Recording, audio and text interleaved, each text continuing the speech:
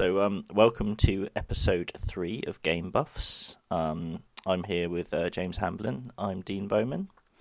And this month we are talking about The Fall, which is a PC game developed by Over the Moon, which is an indie studio, I think is based in Canada, and is started up by a guy called John Warner, who seems to have done most of the work on this game. It's like directing, doing the art and programming, and I think the story as well.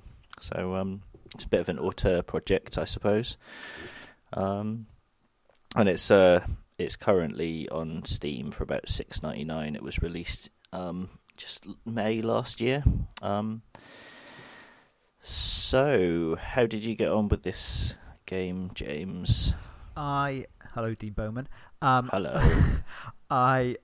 It was interesting, very interesting. Like you say, it seems to be basically the work of one guy, and he seems to be a pretty talented guy by the looks of things to come up with the plot and the gameplay of the quality that he has here. It's definitely a game that kind of lives in the memory. I think last time when we were talking about Everybody's Gone to the Rapture, it's one of those games that lives in the memory after you've finished it, simply because it's a nice combination of interesting story, and it's got quite an eye-catching aesthetic as well, and it's also the gameplay as well, which is that kind of, it's kind of I was going to say it's kind of like an action version of those kind of old style point and click adventures, but it's not that much action in it. Just you can walk around without pointing and clicking. So it's you're pointing and clicking in a different way. I suppose. Let's start with the kind of look of the game then, I suppose, because it is really immediately very striking. It's got that kind of silhouetted look that like Limbo kind of made really popular, I suppose. But unlike Limbo, which was almost totally a kind of like a silhouette, this has kind of like depth to it in some places. Like different light sources will create kind of greater or lesser detail of the character. Yeah. So it looks really nice, and like you can see that, that the style that he's chosen isn't there to hide a lack of ability in terms of kind of like creating interesting looking characters, because when you do actually see the 3D model of the protagonist, it looks really good, I think. So what happens at the start of this game is, as the title suggests, it's by no means a spoiler, there is a fall at the start of the game. You're falling from space into this alien planet. You kind of just before you hit the ground, your suit's protection systems kick in, shields kick in. So instead of like dying on impact, you kind of bash through the ground and wake up in a cavern, except you're not entirely there. Basically you're not playing the human protagonist in this game. You're playing the kind of AI sophisticated exoskeleton. It's an AI. Basically, it's kind of like an AI spacesuit, if you want, for want of a better term. And it begins with the space. It's interesting. Well, it is when the game starts off. That very first moment where the spacesuit is kind of falling through the air and coming to land, I did think, wow, this looks exactly like Limbo, but in actual fact, like you say, a couple of seconds in, you realise that it's not quite the same aesthetic, even though it's along similar lines. But I seem to I can't remember whether Limbo started a bit like that as well. It's definitely bodies lying on the ground, it's the guy inside the suit. I think it's Colonel Josephs, isn't it? I believe is his name, and he obviously has been rendered non-functioning on either before impact or on impact, and the suit then the way the game works is the suit then takes control, and your kind of controlling the suit, but the suit it's called ARID, I think, isn't it? Which is an acronym for something or other, that something like autonomous something. Is it autonomous robotic interface device or something like that? I'm trying to think off the top of my head. Anyway, I think it's armored robotic. Oh, is it? Yeah. Device. So anything. Anyway, so she's kind of like a military, like you say, kind of spacesuit exoskeleton, and she has like an all great sci-fi robotic ethical kind of conundrum things. She has certain directives that she has to follow. The main one of which is to protect her. The person inside the suit is called the pilot. Is to protect her pilot, and so it's basically her quest, guided by you, to try and find medical facilities so that she can return Colonel Josephs to health again. Yeah, and yeah, and those kind of like protocols, I suppose, are reminiscent of Isaac Asimov's kind of classic kind of 3 laws of robotics, where the first law, I think, is you may not injure a human, and the second is you must obey orders except when that is to injure a human, and you must protect your own existence except when that conflicts with the first 2 laws. But in the full, it's a little bit different. Yeah. But I think it's you're kind of it's she has to be obedient, I think, is one, and then she can't misrepresent reality, which basically means that she can't lie ever. Yeah. And she has to protect the pilot as well, which I think actually is the primary directive, isn't it, above the others? Yeah, and it's definitely the one that she is guided by the most. Yeah, it's and she's kind of like battling with her kind of programming to be able to do that. The interesting thing, there's aside from these 3 protocols, there's a bunch of other kind of aspects of the suit that she can't access. It's kind of that there's like a stealth drive, and there's a kind of like a firearm and stuff like that. And it's interesting that you have to kind of almost put yourself in a position where the pilot will die unless you use this particular skill, and then that of course kind of like unlocks it almost. Yeah. So it's kind of like a last resort kind of thing. And I thought that was really interesting, because like one of the first things you do is you have to kind of develop the skill to interface with objects, and because your human pilot is unconscious, that is locked away from you until you kind of encounter this character called the Caretaker, who is your main antagonist in the game, and is kind of running this strange facility that you've dropped into, and he is about to kind of kill you, and that kind of triggers you to kind of like be able to reactivate this ability. And there's quite a few moments like that, which I think is quite clever. It's kind of like about how she's breaking away from her programming. It's interesting as well that we're already referring to her the suit as her. Yeah, it's like, obviously there's a female voice, but essentially, this is an artificial intelligence. And I think like one of the things that I immediately started thinking about in this game was how this could be a game about how you relate to a character, an avatar that you're playing in a video game, right? Because all kind of characters are artificial intelligences in video games. It's just that this one is a little bit more artificial than most, because it's not even pretending to be a human. The human character that you'd normally play, who'd be in control of the suit, is dying, and you're dealing with the kind of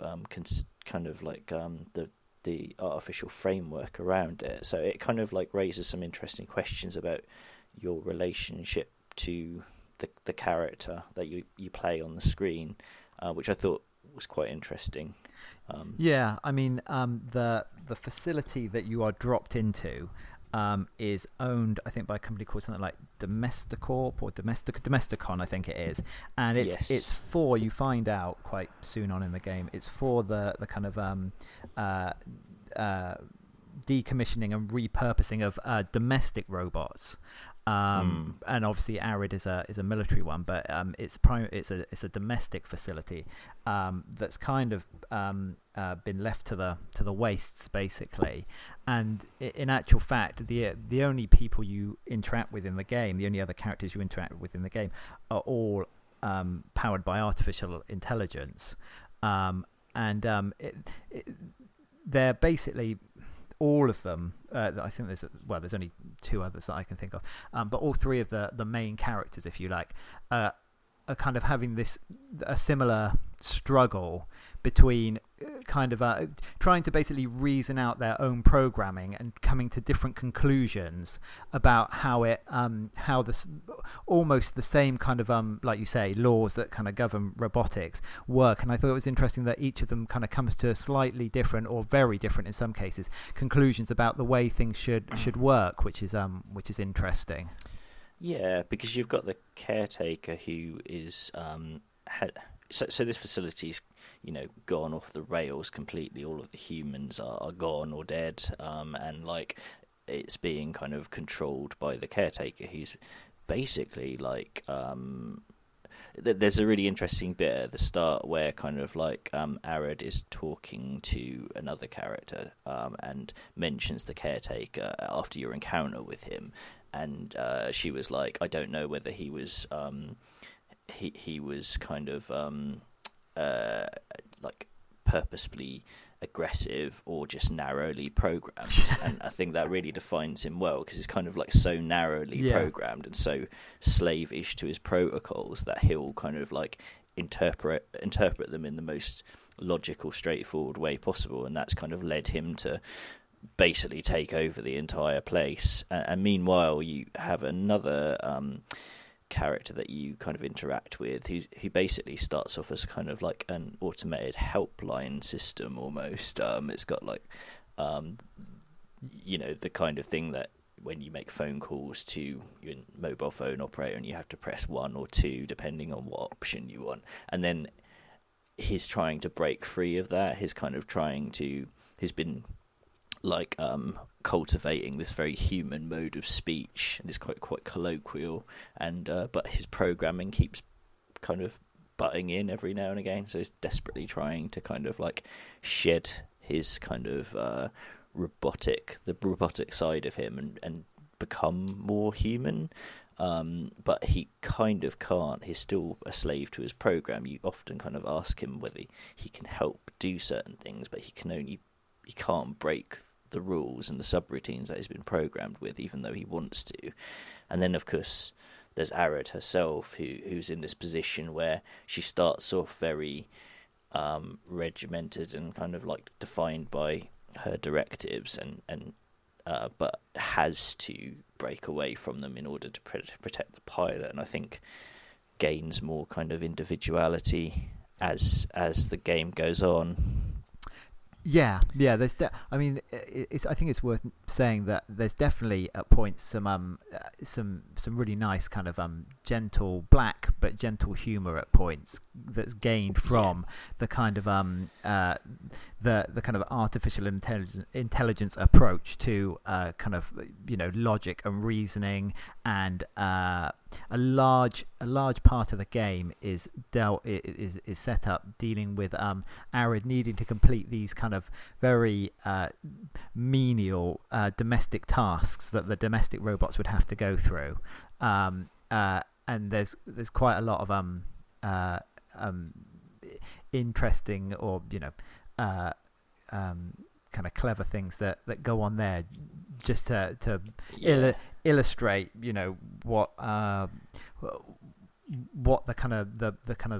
way pure logic can be circumvented, if you like, by her as she's breaking away from her kind of from a kind of rigid programming to try and still stay within the most rigid of the main rule that she's trying to follow all the time. And it's those kind of it's those conflicts that in the story I think make the game interesting, because I think like I said, I think both she and the caretaker and the administrator, which is the computer kind of helpline thing that she's chatting to, is they're all kind of not living in denial, but they're all trying. They've all at some point, it seems, made a kind of almost a conscious decision how they feel that the rules that govern them should be interpreted, and they're trying to follow that. And the irony is that all of them at the same time, by trying to follow the rules or the way they think they should work, are actually breaking a load of the rules at the same time. And it's that kind of conflict that the game rests a lot of its kind of narrative weight on, with these different interpretations of the way the characters are acting. And like I don't think you can play this really without thinking of Portal, probably, because like Portal, it's kind of like this weird kind of fallen apart kind of testing kind of environment that's overseen by a kind of like a computer that thinks it's human or has human properties, Yeah, that's like a very GLaDOS. good point.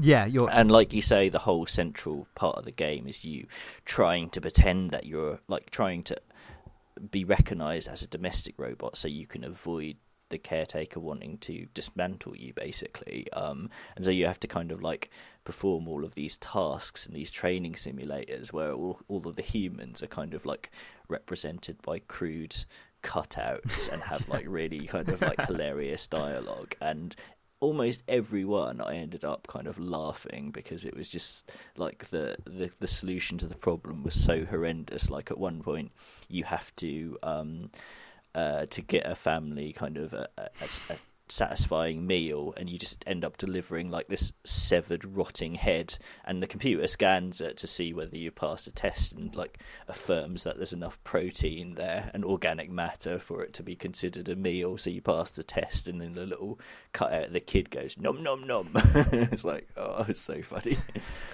Yeah, there's in those domestic and civic tests, there's quite a few of those good moments where you find a way around them by doing something that's absolutely horrendous.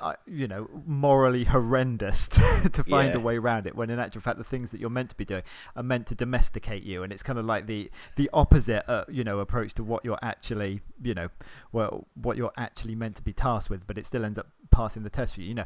You cheat your way in the end through all of those tests in one way or another, which I guess is the whole point of the game in the end. But and that's the fundamental thing, isn't it? Because the caretaker accuses you of cheating, and your response to that is, I'm not cheating, I'm adapting. And so like much of that game, like you just mentioned, is about that kind of tension between enforcing the rules and adapting to your situation, kind of being resourceful and getting around situations, which is essentially what the whole process of playing games is like. All of the, like I said, all of the characters, the three main characters, have adapted to try and obey the rules in the way that they interpret them, which is, fundamentally that's not what they're meant to do, but it also is exactly what they're meant to do as well, because they're meant to rigidly follow these protocols, whatever, and they're actually, trying to work out ways to keep to their programming, whilst also, like I said, then circumventing, other directives and rules, and it's that conflict that's at the center of the story. And as you say, leads to some hilarious moments as well. I think as well, it's worth saying that the game, you walk around. I mean, did you play this with a controller or with kind of?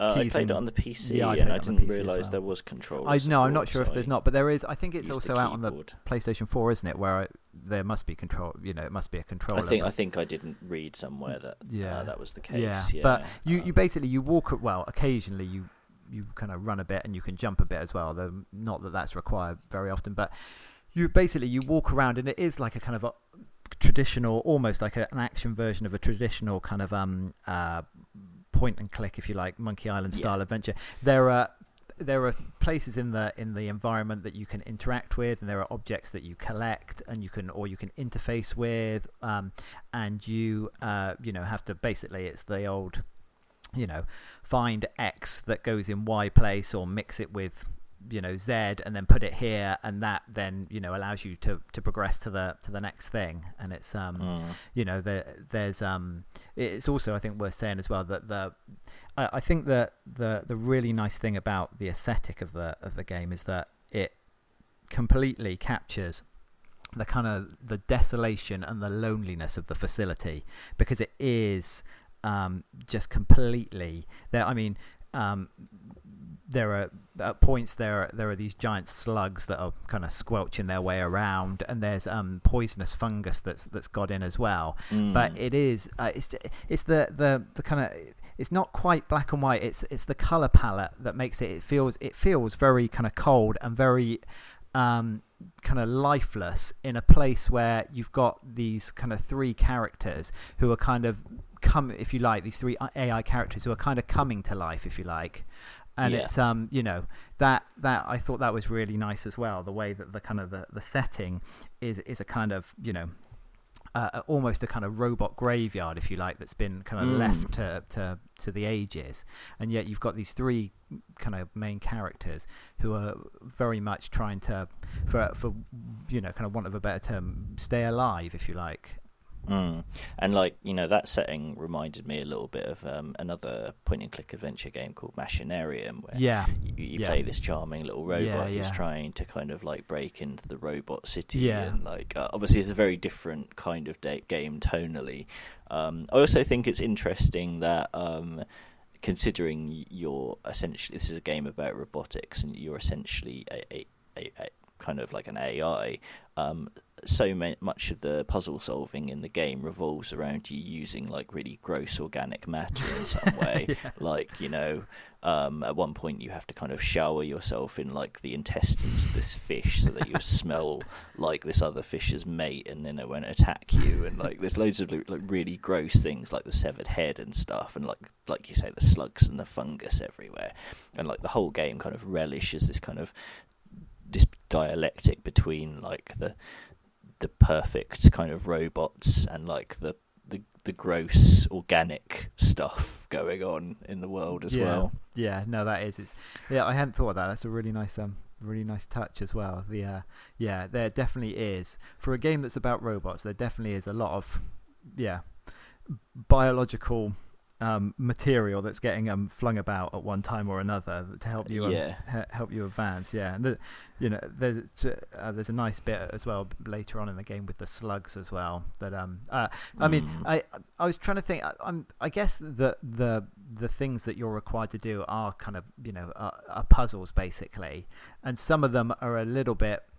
On the whole, I mean, how did you find the puzzles? I thought that on the whole, because I found it interesting that in a game where you're talking, like you said, you're talking about AI and you're talking about logic, how kind of logical the puzzles were, because in some of those old point and click adventures, and some modern ones as well, some of the solutions to the puzzles can be quite obtuse, if you like. And it's I thought that on the whole here they were quite logical, the puzzles. They were quite obviously humorously kind of cunning, and things like that. But there was only a few times where I got to a stage where I thought, it wasn't a question of because there are documents around the world that give you hints and clues and things like that about what you need to do. And there was only a couple of times when I thought, I got to the stage of basically, I think it's this point I need to interact with. I'm just going to stand here and go through everything I've got in my inventory until one thing works, but that wasn't very often. Most of the time it was quite logical what you needed to do. Let me put it this way, there was a logic behind it, whereby when you looked at the situation, you looked at the points that you could interact with, and you looked at the objects in your inventory, you could come to a pretty good conclusion about what you needed to do to get ahead. I mean, I guess the interesting thing about it is it's not such a big environment and it doesn't have so many things to interact with. That it limits your options down, and like it gives you a kind of field of kind of choices that doesn't mean that you have to resort to kind of clicking things on everything that you can see, because there's normally just enough like that you can interact with that will allow you to kind of puzzle out what you have to do.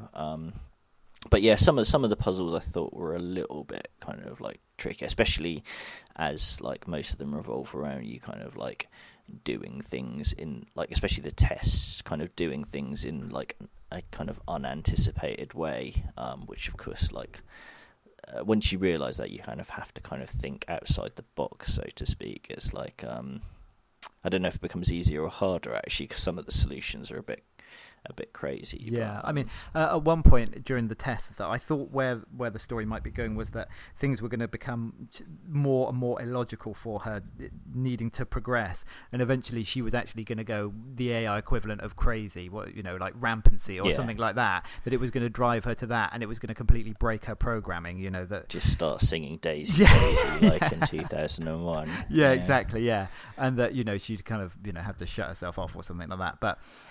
Yeah, I did think during the tests, during the kind of the middle third of the game, if you like, that things were going to get stupider and stupider, and she was eventually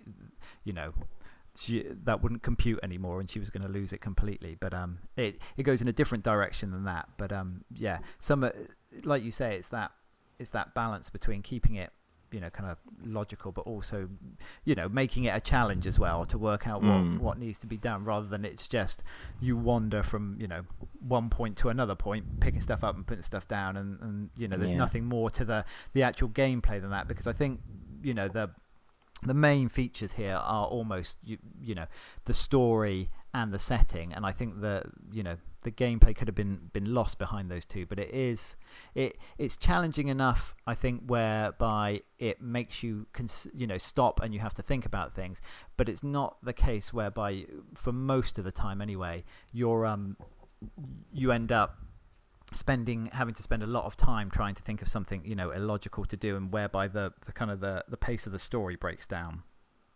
With that in mind, like, how did you feel about the combat in the game? Because there's actually a shooting mechanic, right? Like, when you kind of like the way you interact with the world is by pointing your gun around, and it's normally got a torch on it, and that allows you to highlight kind of items that can be interacted with, and you can kind of like basically aim in all directions around you, like on a two-dimensional plane. But then you start kind of getting kind of like security bots that you have to fight, and you get a gun, and you can shoot as well, and then it introduces a stealth mechanic where you can get into cover, or you can kind of stealth into the background. And what did you think about that? I thought I didn't have. I thought it was fine. I think it was a change of pace that the game needed at some points, because it is quite a slow game. You don't move around that quickly, obviously, because you're a kind of heavy exoskeleton suit type of thing, and it's not in any way, in other games, if this was a game that was about those things, then they would be pretty poor. But as a kind of addition to the kind of the main meat of the game, I thought it was fine. I thought it was a change of pace. The aiming, you have like a laser sight on your gun, and obviously this is kind of like this is a side kind of scrolling environments, so that kind of shoots out in front of you, so you can pretty much pinpoint where you want to shoot. But it's the game's pretty. I'd say the game is pretty cumbersome, and it's completely in line with the rest of the game in that regard. Yeah, I must admit, like, I struggled a little bit playing it on the keyboard to kind of like do some of the shooting, because very often you were holding down a lot of different buttons, especially when you're trying to interact with things, but and I kept kind of losing my fingers on the button. But I think that might just be my lack of skill with playing with the keyboard. But I mean, I wondered, like, I thought it was perfectly functional, like the shooting, but like I wondered if it was necessary, like in a game that was about the story and about puzzle solving, whether this was added with the kind of like maybe the notion that it needed something more to be considered a kind of modern game, whether like, you know, no, I understand. There's a fear of kind of like not being able to just let it be what it wants to be at the core. You have to kind of add a kind of combat mechanic on the top. I wondered if it was necessary.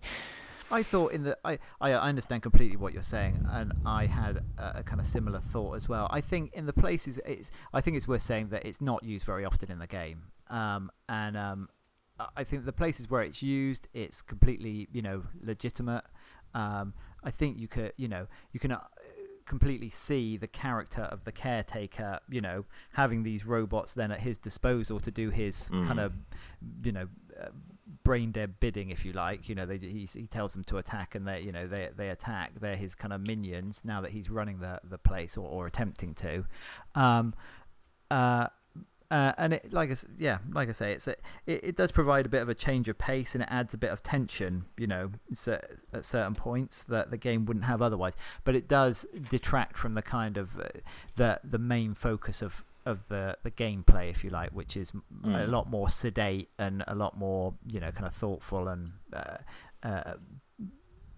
kind of puzzle oriented as well. So yeah, I really didn't. If it put it this way, if it hadn't been there, I wouldn't have missed it. But the fact that it was there, I really didn't object to at all, and I thought that it was I thought that it was fine for what it was. And I think as well, the other thing that's worth mentioning is it doesn't happen very often, and the times when it does happen, it's pretty brief as well. You know, there's not like a horde of, it's not wave after wave of these robots that you're kind of mowing through. It's like, you know, one or two, or I think maybe the most is kind of like 5 possibly in one go. There are some that kind of walk towards you and you have to kind of kill them before they reach you, and they take quite a few shots, so you really have to kind of be on the ball with those. So it's because it's used kind of sparsely, I guess, it sometimes takes you by surprise, and it's like, oh, I'm in a firefight now. I didn't expect that to be happening. One thing I wanted to mention is probably going back to kind of like the discussion we were having kind of like with the themes and everything earlier.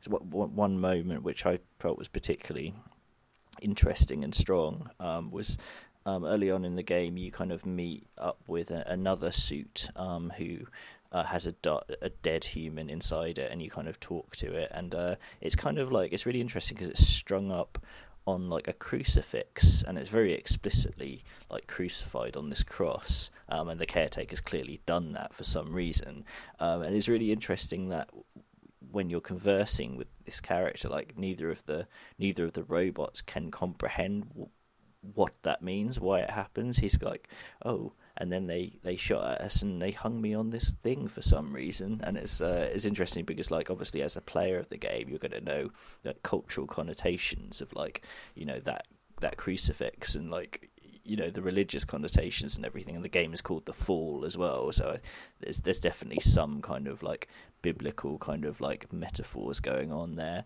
but the robots can't comprehend that because as intelligent as they are in robots, they don't have that kind of cultural knowledge. And I thought that was interesting in the game, kind of like exploring this distinction between like the way robots think and the way humans think.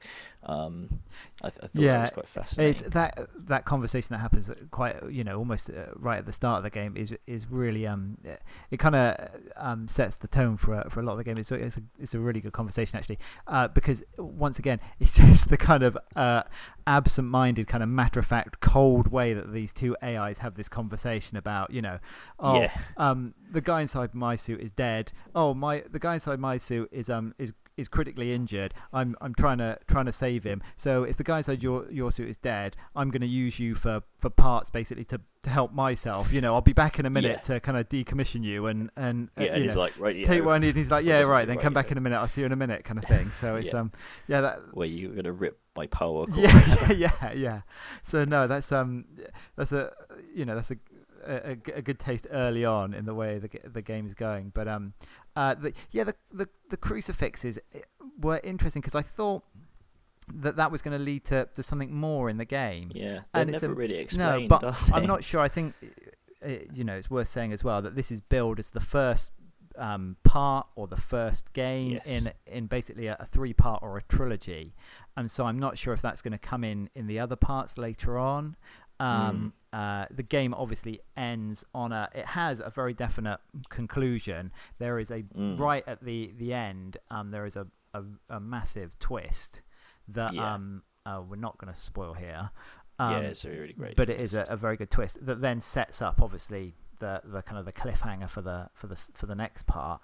I'm not sure whether the crucifixes are going to play into something more there, because like you say, it's I'm not sure again if it's that kind of like you say, that kind of juxtaposition between the kind of the non-religious kind of AI and the kind of the human world or something like that, like you say, with the connotations. But you don't at any point in this first game really find out the caretaker's motives for doing that particularly, and maybe you do going forwards, but it is interesting. I would like them to come back to it, because I think it'd be I think it's something interesting that they could bring back.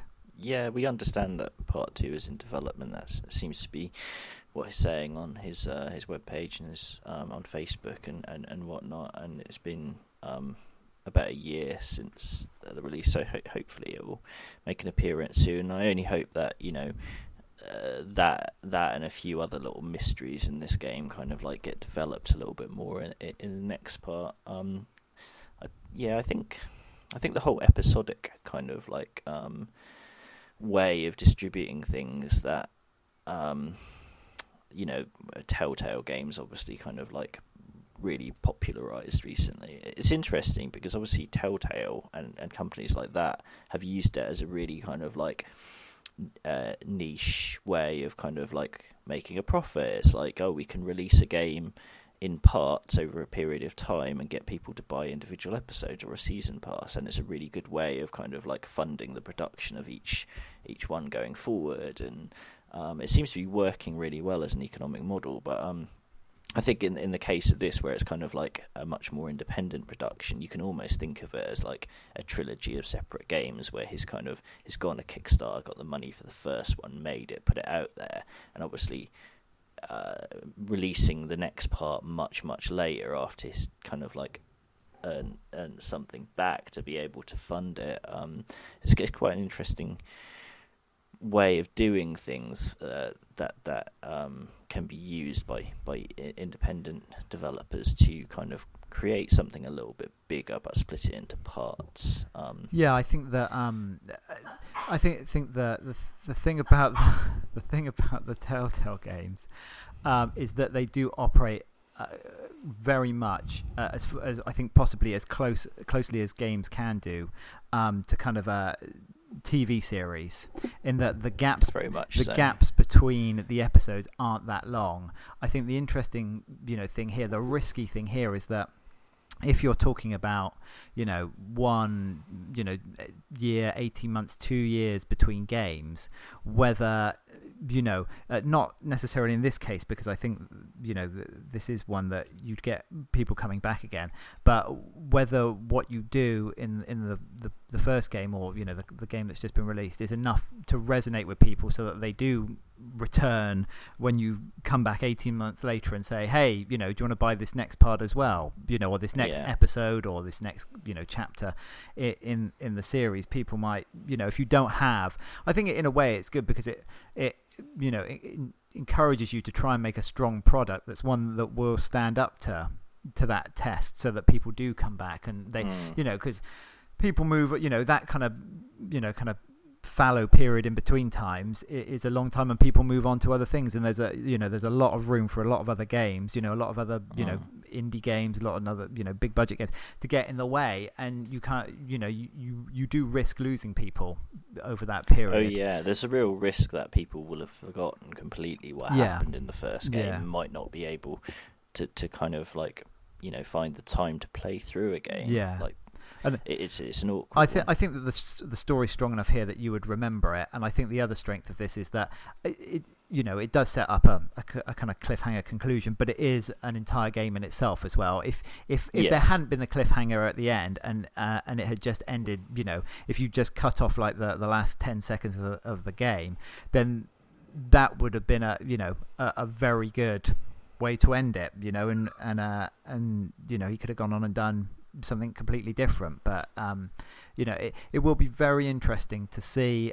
Often if you're doing one of these trilogies, the second one is the most difficult one. It's that difficult middle, the awkward middle chapter. It has to bridge the beginning, the strong beginning, and the ending, which can usually be a bit stronger. It's very difficult to make a kind of impact with a kind of central because you're kind of you've got loose ends at both ends of the middle one, and if you can come up with a story that's as strong as as interesting and compelling as the one in the first game, then that would be very impressive, because I think that quite often that second part is the most difficult, and he's set the bar very high with this first part as well. So, and obviously at some point he's going to want people to hopefully buy the third part as well, so he's got to he's got to deliver something that people are going to compare favourably to this first part, and like I said, that's going to be a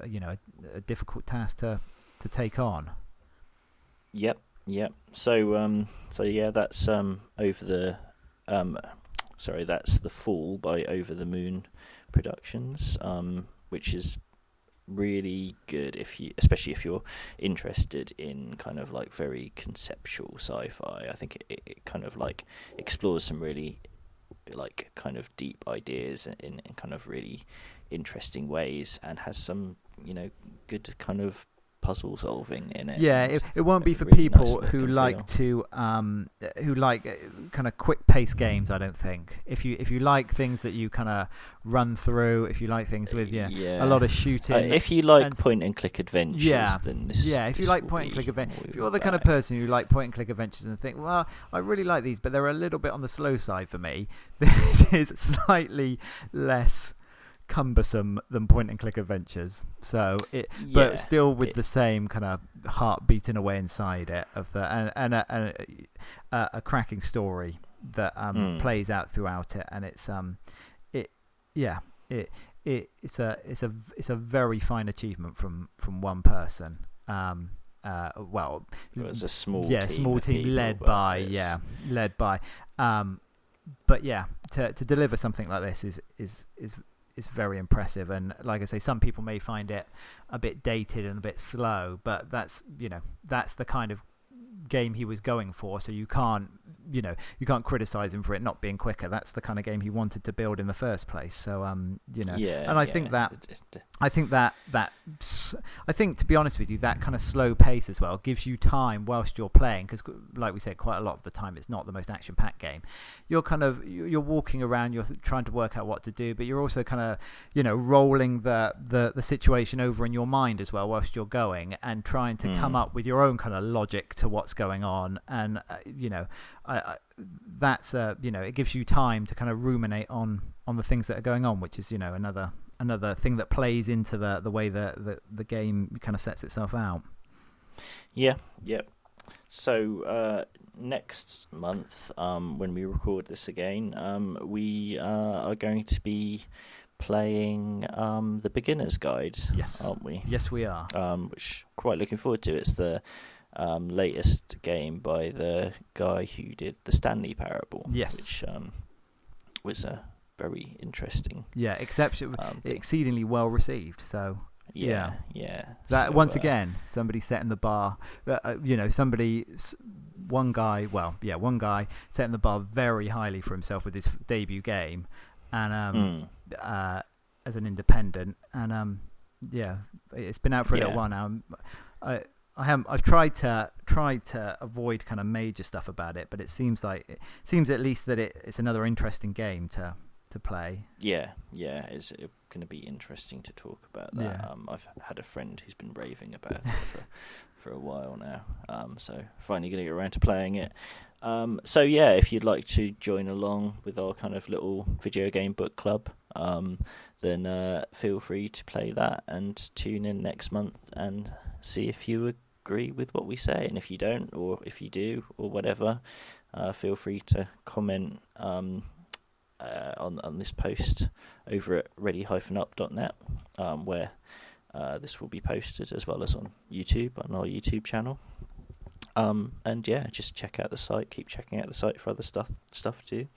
And yes, we will be back next month. And if you were thinking of making one of those robotic suits, I'd definitely be interested in one, because it basically means that you can check out at any point, really, and it will just get on with stuff for you. So yeah, that's very true. Yeah. I would like to. Yeah. I'd like to pre-order, please.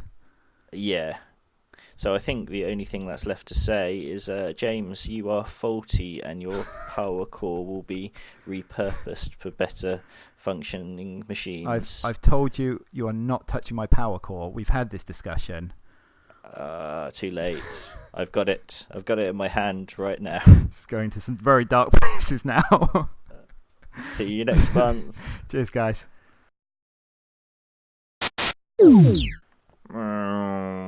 That's me powering down. I was really worried what that was for a second.